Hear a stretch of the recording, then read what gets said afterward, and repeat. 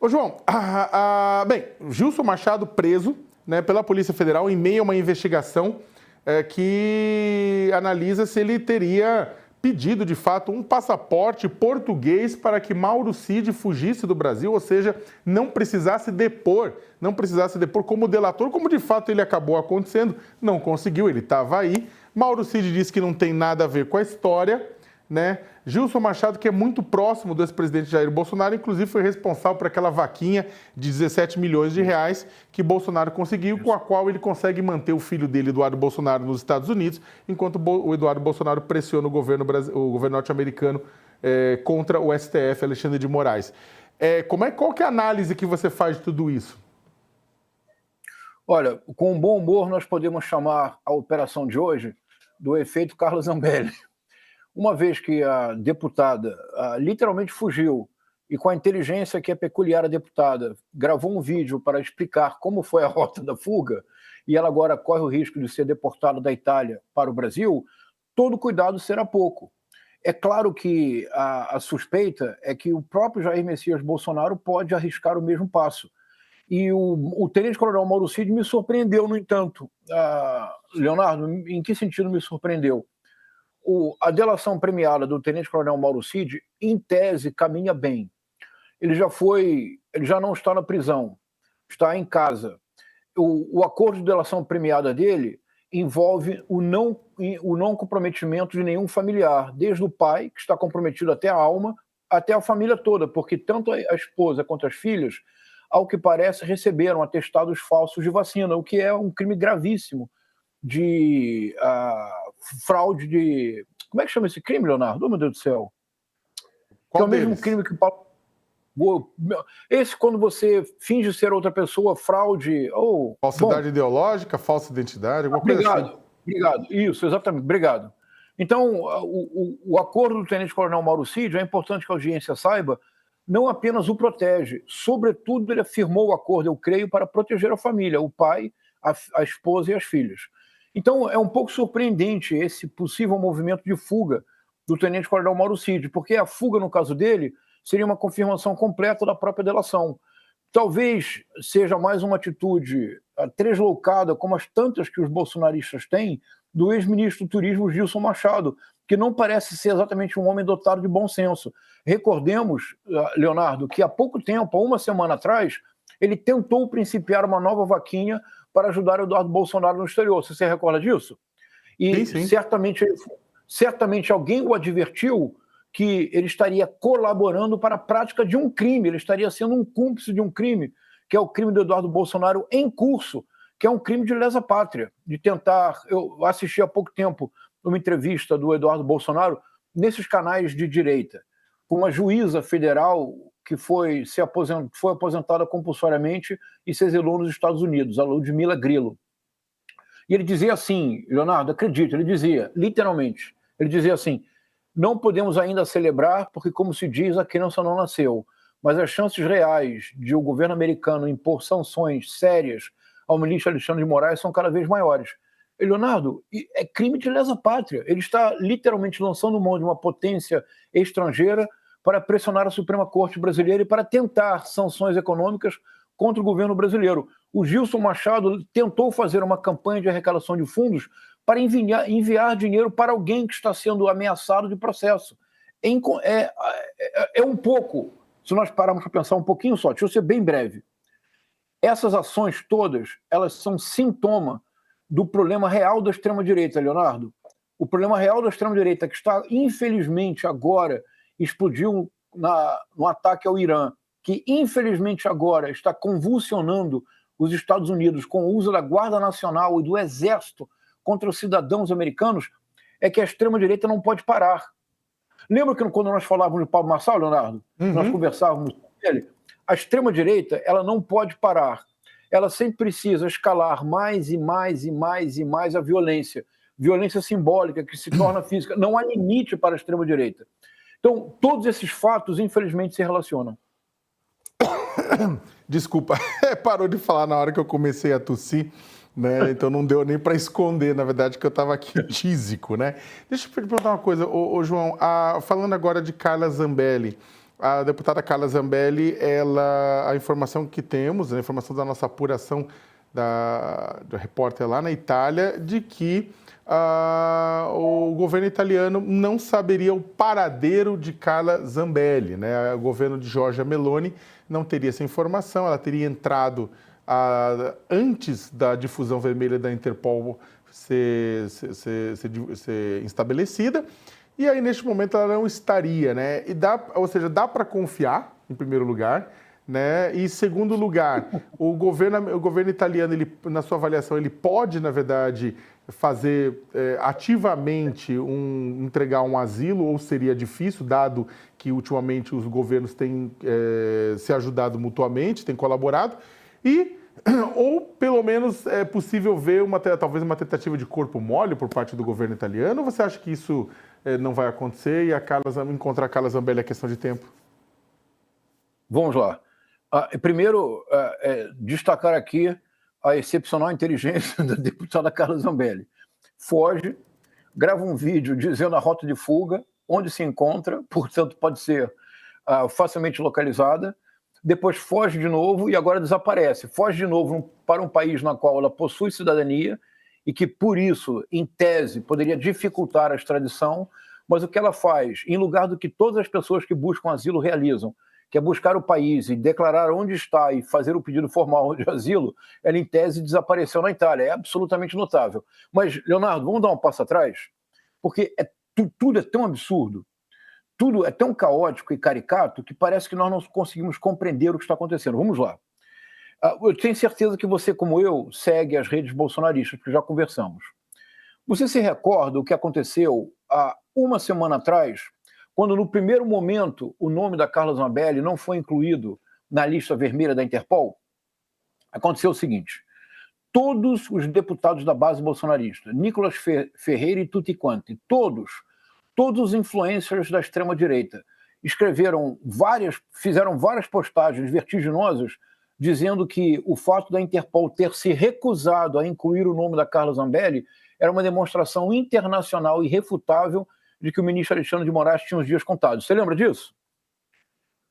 Leonardo, isso aconteceu agora. Não tem nem uma semana. O nome da Carla Zambelli já se encontra na lista vermelha da Interpol. Há alguma reação por parte dos mesmos deputados que consagraram a derrota do Alexandre de Moraes? Não. A Carla Zambelli, o mais provável é que ela será localizada. O cenário mais provável é a deportação da Carla Zambelli, porque a Carla Zambelli está abandonada por todos, Leonardo, todos.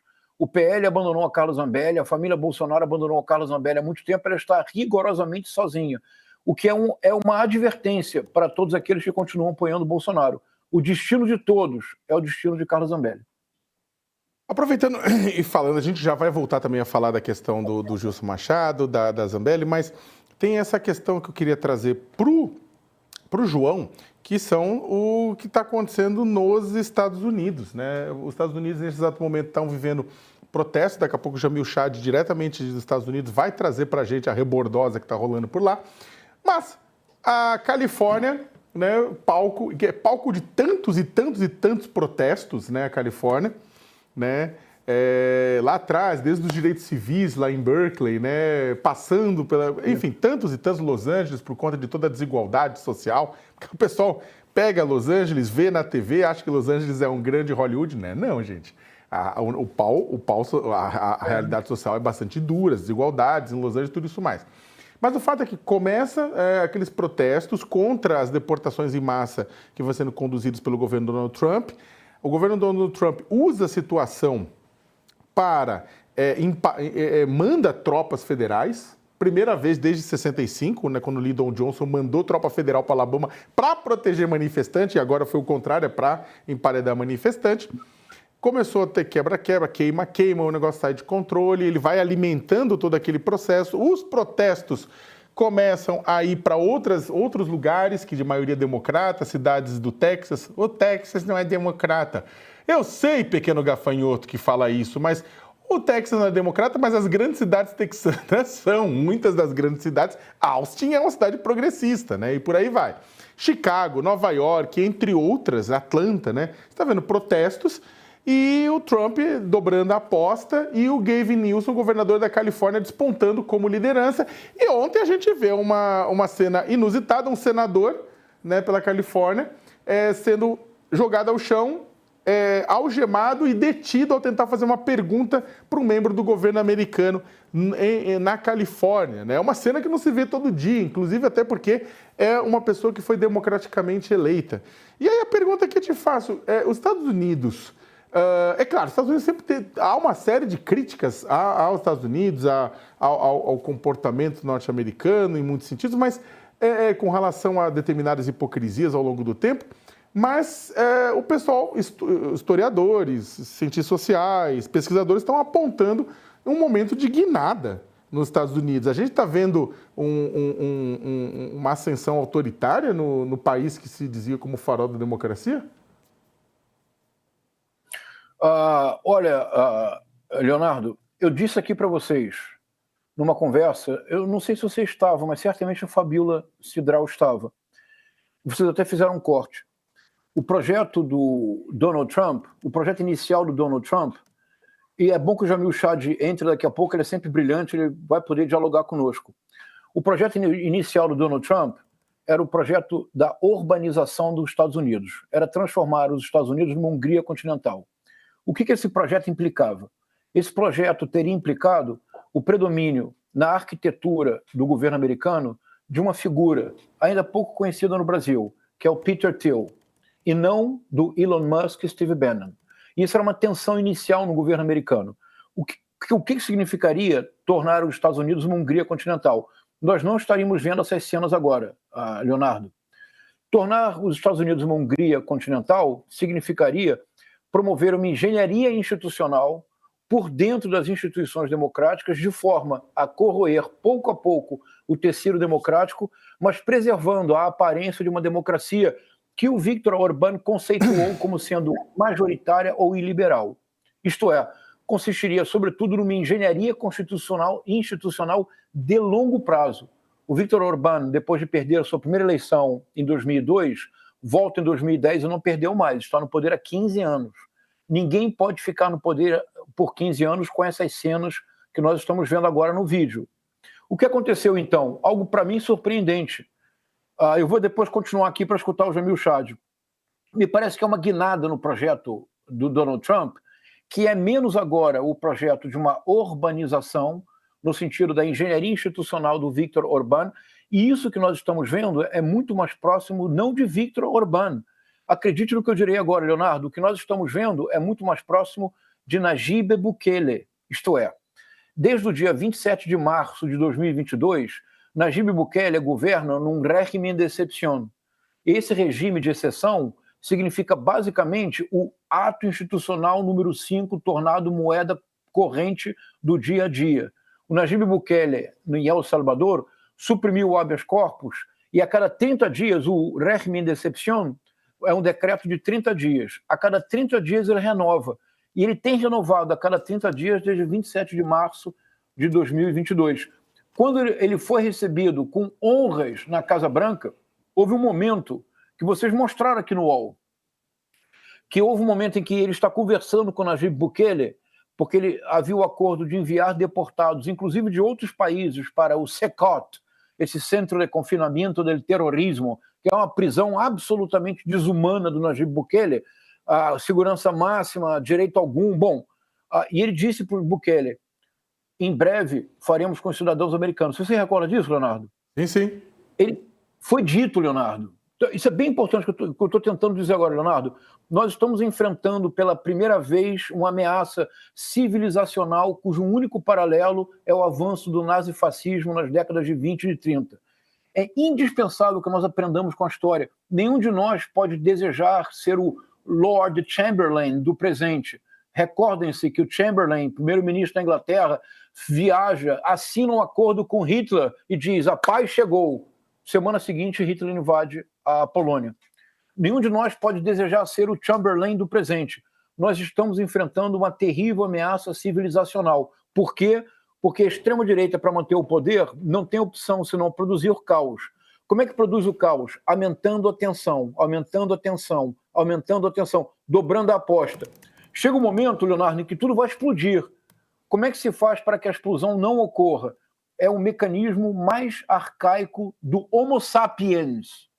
É a produção de bodes expiatórios. É eleger um inimigo, o Hamas para o Netanyahu, os imigrantes para o Donald Trump. Agora, no dia 7 de outubro, foi isso, em outubro, o que o Hamas fez foi um atentado terrorista hediondo, execrável, indefensável sob qualquer ponto de vista? Sim. Há imigrantes ilegais nos Estados Unidos que eventualmente cometam crimes, mas ser ilegal, estar ilegal no país já é um crime. Há muitos imigrantes ilegais nos Estados Unidos? Sim. Isso justifica você promover o genocídio que acontece na Palestina, você matar crianças de fome deliberadamente, você alvejar com rajadas de metralhadoras pais que estão buscando alimento para os filhos e matar 30 pessoas, como aconteceu ontem? Não. Isso justifica o que o Trump está fazendo? Não. Mas, Leonardo, acredite, na lógica da extrema-direita não há opção. A violência sempre tem que escalar, escalar, escalar. E na hora de explodir, escolhe-se um bode expiatório. Nós estamos enfrentando, eu espero que as pessoas que me escutam agora não pensem que eu estou exagerando, não é conversa de professor de literatura. Nós estamos enfrentando uma ameaça civilizacional cujo único paralelo possível é o avanço do nazifascismo nas décadas de 20 e 30 e que levaram o planeta Terra à maior conflagração mundial, jamais existente, a Segunda Guerra Mundial. Nós precisamos estar alertas, Leonardo.